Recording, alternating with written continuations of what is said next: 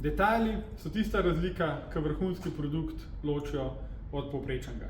In v tem poslu, kjer je stotine sestavnih delov, kjer je stotine različnih opravil, stotine različnih del, procesov, kakorkoli, je na detajlih ponavadi težko delati.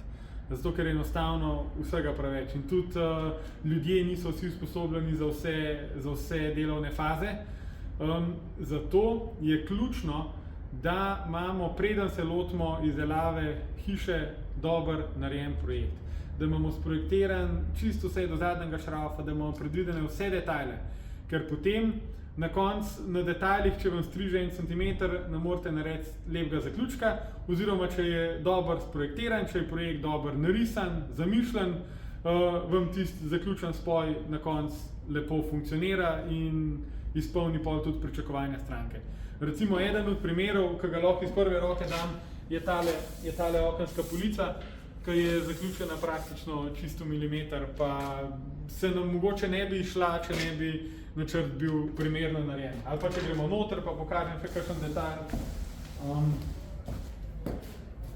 Recimo led luč v stropu smo jo vgradili kar tukaj na tole zaključno letvico, tole so sicer Iveras plošče, pri stanovanjskih uporabljamo klasično beljeno steno ali pa kakšne lesne obloge, da je bolj moderno pa bolj naravno videti.